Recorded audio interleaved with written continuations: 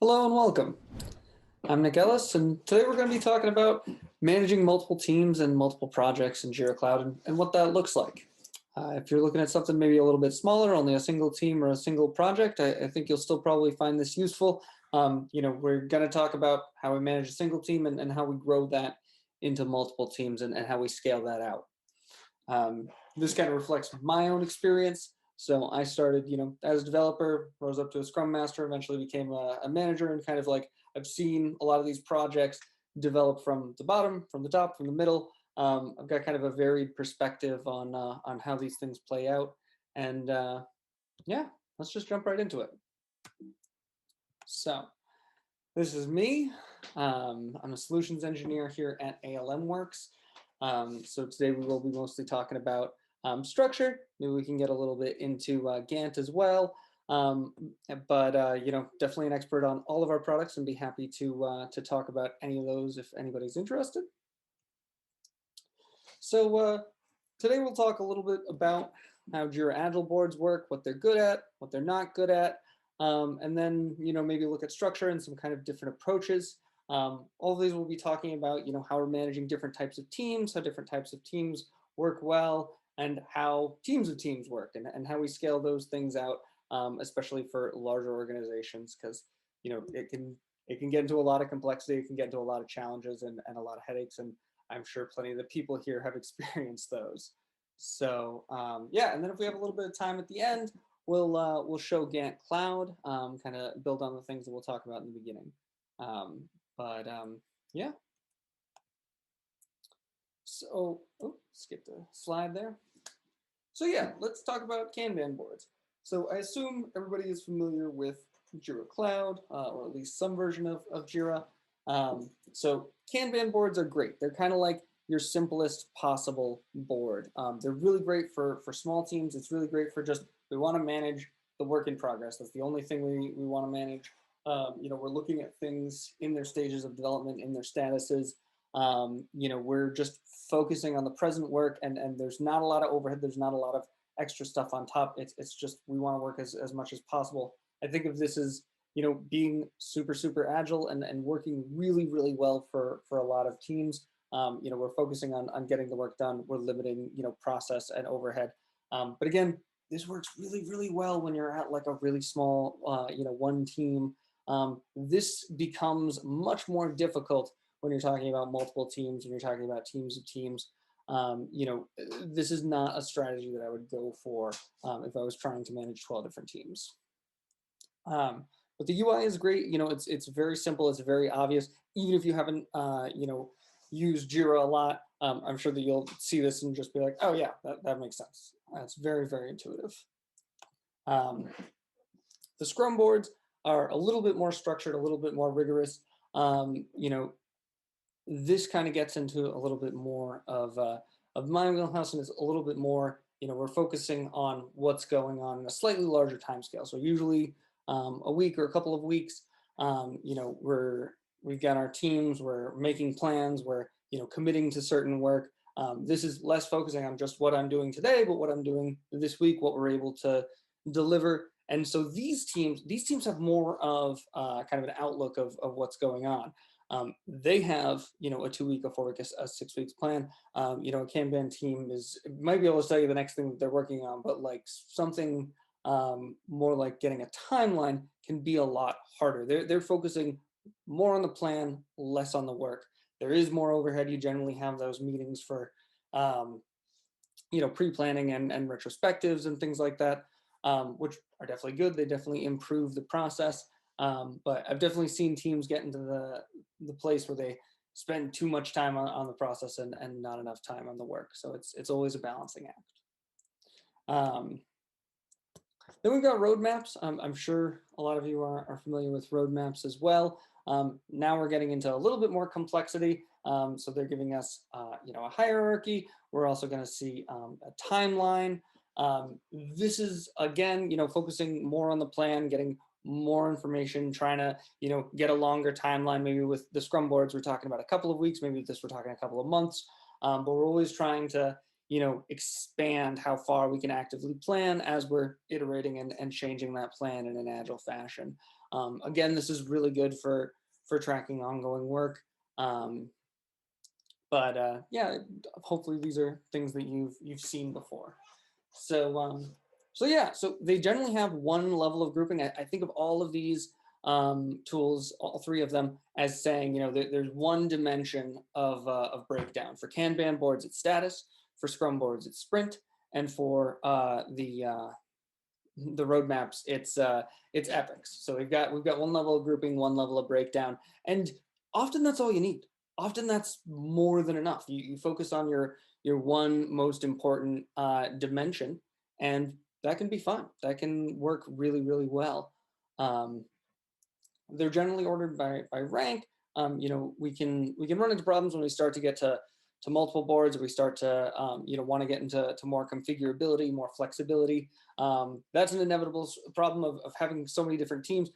Different teams want to work differently, and often are going to work more successfully differently. So we don't want to have every single team trying to adopt the same model. We want to have flexibility in that. So we want to allow different teams to work in a way that works for them, instead of trying to shove them all into the same paradigm because that works for us. There's also a lot of cool things that we can do with linked issues. We'll talk more about that on the structure side, but for here, let me just say, roadmaps does a good job of it, and other than that, it can really present a lot of problems, and I think sometimes it presents so many problems that people misuse linking. So we'll definitely get a little bit more into that later on. So, what are Jira boards good at? I love the way they prioritize the backlog via rank. That's great. Or if you're trying to organize work into sprint status, track things that are in progress, or make a simple timeline with Jira roadmaps, they all have that one dimension that they're good at, that one thing that they focus on. And, often you have your one most important thing, and that's enough. I like the simple hierarchy groupings. I think that's kind of structure's bread and butter. But you can't get into those complex hierarchy groupings. And when we're especially talking about very, very large organizations, teams of teams of teams, it can get into a lot of different levels, a lot of nested hierarchies, and that can be really hard to deal with kind of what Jira has out of the box. It's just kind of grouping by epic, which is great for the team. It's great for kind of small scale, but when you're dealing with teams of teams or agile release trains or very, very large projects, you're going to need more levels than that. You're going to need more abilities to break down and more dimensions of information to slice. So yeah, then we get into what are the limitations, what are the things that maybe Jira boards aren't super great for. So they can definitely do multiple teams and multiple projects.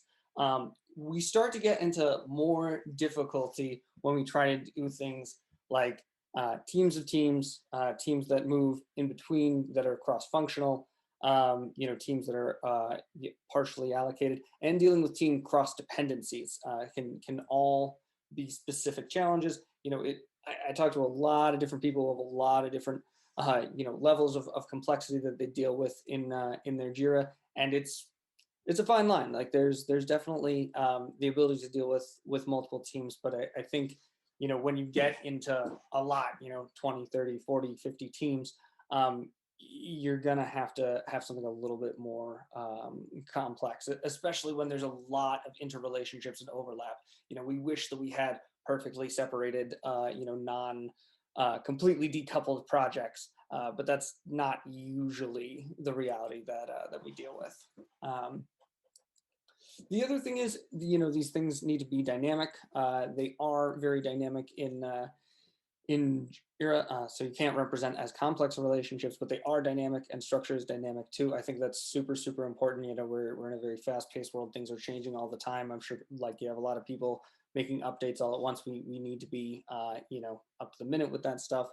And then, the resource allocation and timeline planning are specific challenges that really focus more on Gantt. We can get into that a little bit at the end today, but but yeah, I think these are the kinds of problems that you need to seek other tools for, that we're getting into a little bit more complexity than just what the out of the box boards can do for us. So these are the questions that we need to ask to kind of say, is this enough? Like, do we have what we need? What other challenges might we face that makes us reassess those needs? So if you're only dealing with, one team, two teams, something like that, maybe you don't need that cross-team functionality. Maybe that's not important to you. As soon as you start to get to many, I think of more than two as many, there can definitely be much more complicated relationships, and that's when we get into these cross-project dependencies that can be really hard. So these two different teams are both working on separate things, and they don't know which parts rely on, or what part the other team is waiting for, and that stuff can create all sorts of headaches for the people trying to manage those things. We've also got the issue of complex filtering, filtering on the relationship. So maybe I don't want to filter on the issue itself. Maybe I want to filter on the relationship to its parent issue, or where it is, in relation to something else. This is something that becomes really hard to do with the standard boards, and just even hard to visualize. And then last of all, and this is probably the biggest one, is the customization. So they give you some great setups that focus on some probably very important metrics for most people, but as things get more complicated, there's always different fields, different pieces of information that are important to different teams, and you have to have that flexibility. I find myself talking to so many different people in different industries, and you would be shocked how much dissimilarity there is, how much almost every single one seems unique. I almost never say to somebody, oh yeah, I've heard that before. Like it's everyone has a slightly different way of breaking down work, of breaking down teams and organizing around certain types of information. There's a infinite number of different ways to approach these problems, and I've seen a lot, and I expect to continue to see more. So, then even if these things are problems for us, even if they do cause us pain, what are they critical? Are these things really important? Maybe we don't have multiple teams yet, or maybe we only have a few. Maybe it's not causing these pain points just yet. Maybe we haven't hit that scale tipping point.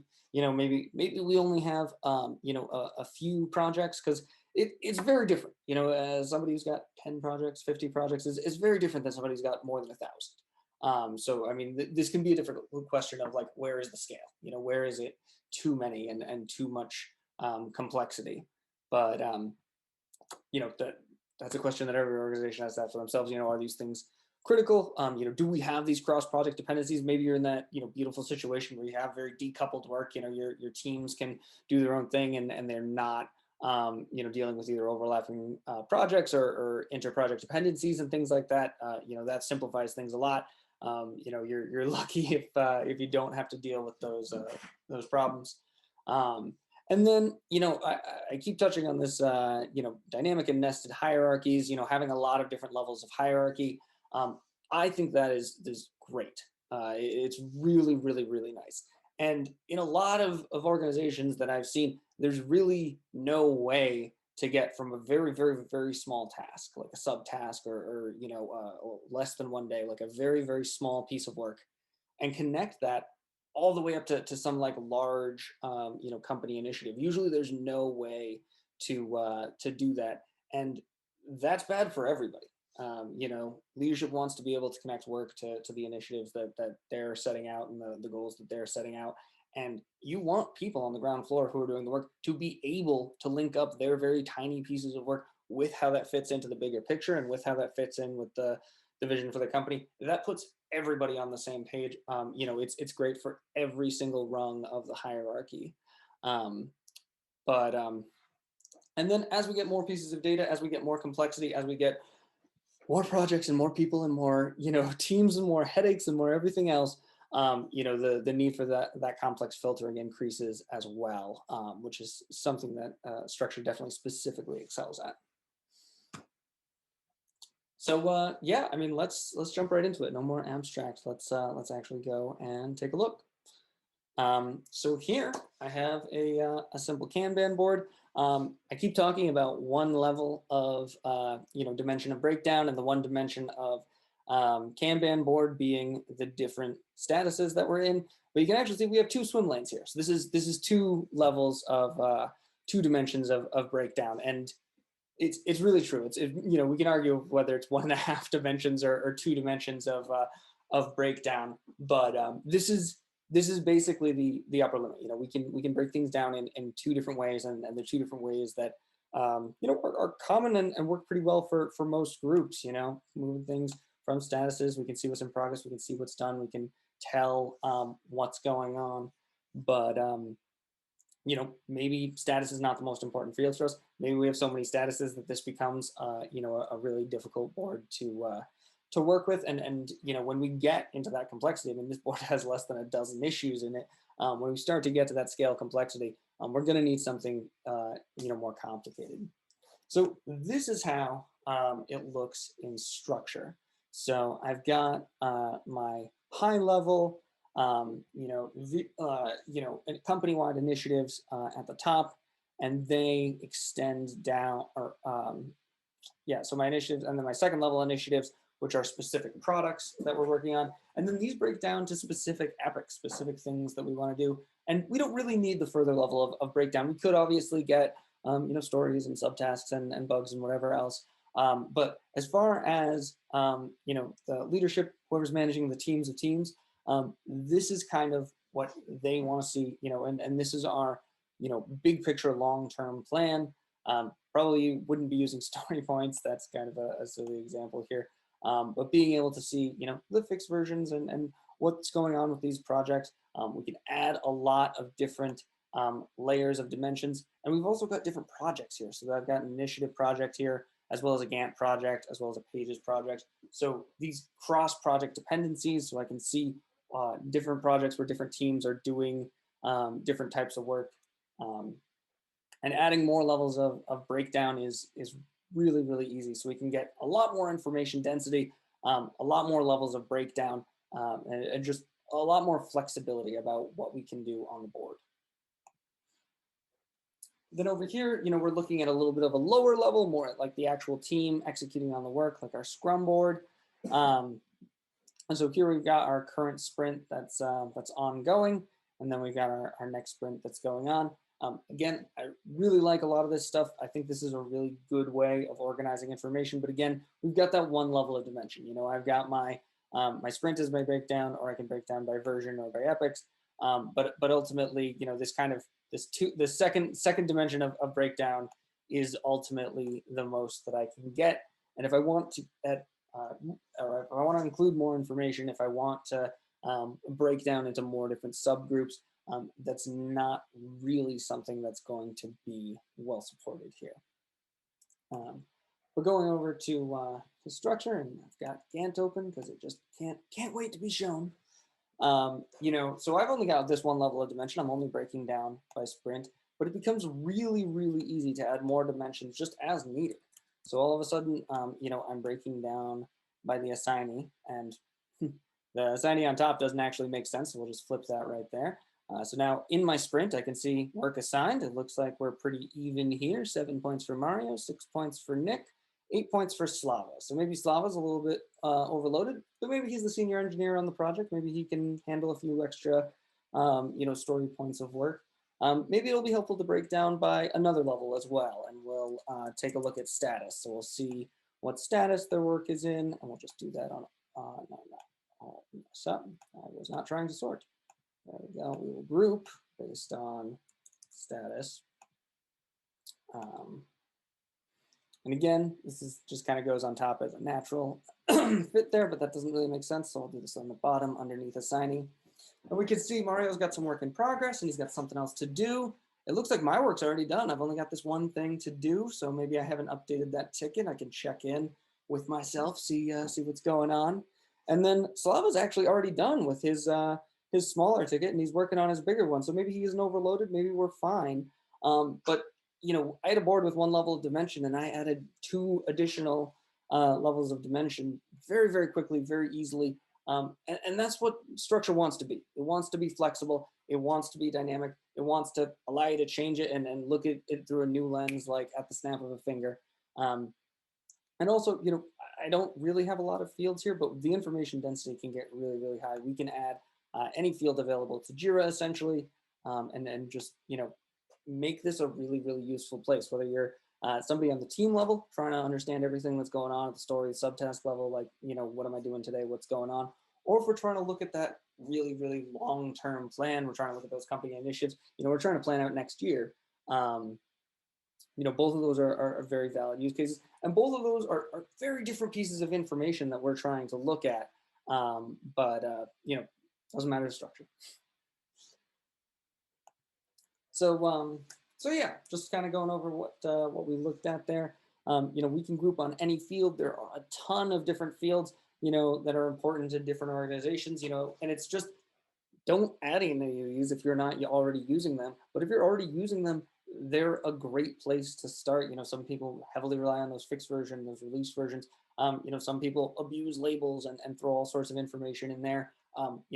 We don't care. Whatever field is important to you, segment data by that. Slice it up, see what you see. Being able to look at information from all these different perspectives is the best way to get insights and understand it more fully. The other thing that I didn't get into, just because it gets kind of confusing and nonsensical, is we can also do arbitrary grouping. You always hope that the information is there so you can group on some sort of field and just kind of do it automatically. But sometimes, Tim knows what the grouping is and nobody else does. And so he needs to be able to organize it into an arbitrary grouping. And so we can do that as well. So hopefully it makes sense, but if it doesn't, we can do that too. I definitely love rank ordering. It's the best field that you've never seen in Jira. It's behind the scenes everywhere. If you see issues ordered almost anywhere, you can assume that they're ordered by rank. We can order on any other field. The structure is all about having that flexibility to do those things. So if something else is more important or you're not using rank, definitely use something else. And we can definitely get into the situation where we have multiple levels of ordering. Less common, but maybe you want to order based on due date and priority. And if 2 things are due on the same date, the priority is the tiebreaker. Less common of a use case, but again, when we get to scale, we might have 100 things getting done on the same day. So we definitely might want, even more than 2 dimensions of breakdown with what we're doing there. And then linking is one of the beautiful things about Jira. It allows so much flexibility. It doesn't care what project you're in or what issue type or anything like that. We can connect any 2 issues and say that there's some sort of relationship with them. Because a lot of organizations have a lot of complex, interdependent relationships. They often create their own custom links, and there's a lot of cool things that you can do with that. There's a lot of cool information that you can get, and just showing relationships between data is going to be hugely, hugely helpful. But it almost has so much flexibility that it can kind of become a burden. It can kind of become a disaster if it gets managed poorly. But when it's managed well, it's just, what I talked about before, being able to link a subtask to like a year-long company initiative is like a beautiful thing. And it requires a lot of diligence and a lot of planning and a lot of organization. But when you get there, everybody's on the same page. There's one big link of information that kind of ties everything together, and it's just everybody knows where to look to answer those sorts of questions. And again, there's all sorts of custom link types that you can create to represent all of these relationships. These are always going to be different for all sorts of different organizations. So definitely take advantage of that. And not even a structure thing, just links are great all over the place as a way of showing these relationships. We've also got the ability to aggregate. Again, we want to see that roll up. So when I'm looking at the ground floor, I see that 1 story point or 2 story point or estimate or whatever level that I get. But I want to roll that up to the assignee and who's working on it, how much work do they have, how much work this sprint, how much work this month, how much work for these initiatives, how much work for whatever higher level of roll up that we're going to do. And that becomes really, really nice. Seeing what's going on, it's just kind of the simplest mathematical operation that we can do is just, cumulative and aggregate those values to understand, because it's really, really hard to understand 10,000 pieces of data. So this helps us, get a better guess of what's going on when we're looking at a huge, huge scale of things. But yeah, so these are the things that I think structure does really, really well and works for, pretty well.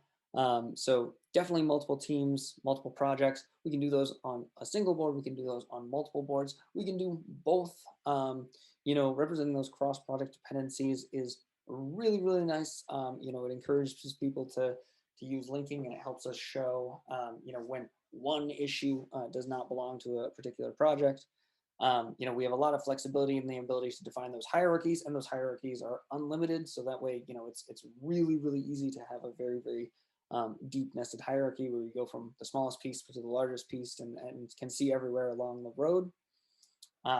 Rolling up that progress and aggregating just adds to that. When we have a really complex hierarchy, we want to be able to aggregate that information so it becomes really accessible at a glance. This becomes really great for leadership, so they don't have to dig around and find what's going out. They just know everything's in this one place and all kind of aggregated.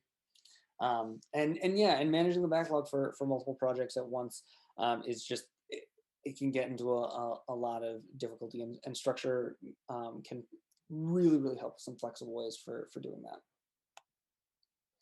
that. So yeah. This is actually an outdated slide. Structure Gantt is available for cloud right now. Sorry about that. Yeah, let's take a look at structured Gantt and kind of continuing with the examples that we've been talking about here. I think it does really great for both types of planning. If we're doing really short-term planning, we're doing that sprint planning. We want to know what's going on for the next couple of weeks, or if we're planning for the whole year. I think it does really both in both places. So, we're already kind of on our bottom single team board, so we can take a look at this. And you can actually see, so I've got my sprint here. This is my grouping, it's 2 weeks. And then we can see Mario's work is kind of grouped in it. So it looks like he doesn't actually have anything at the beginning of the sprint. So maybe he's got some capacity today. It looks like his issues are scheduled for a little bit further out. We can see, interestingly enough, my done issues are scheduled for in the future, but it's a demo. Here, I've got some of my work in to do, which just looks like it's going to take me most of my time, but this just becomes a really nice way of showing the timeline. If we just want to be simple, maybe we can just say, these issues are just the whole length of the sprint, and we're not going to worry about that kind of breakdown. We're not going to worry about, whether there are links between these issues or whatnot. But a lot of flexibility around that. If I collapse this one, we can see that the next sprint is the same, going over the next 2 weeks. And it actually looks like we've got a little dependency here. So there's something blocking this issue coming from the future. So it's telling us that we might need to reschedule this. We might need to move this to the next sprint. So maybe this needs to be a conversation with Slava about what's going on and what this is blocking or what's blocking this. Yeah, just another way of leveraging the information that we have in Jira and, visualizing that timeline, understanding what's going on. That's really what Gantt's good at here. Going back to our larger initiative structures where we're looking at like a much, much higher level, we're looking at a much, much longer time period here. I can open up Gantt. And, this is our 2021, and it looks like we're going into 2022 with this plan. Some of these projects have some interesting dependencies. We've got this red outline here for the critical path. So basically, these items are going to be having the biggest effect on the timeline, and delaying them is going to have some critical costs. So maybe we need to wrangle some more resources to try to take out this big integration down here.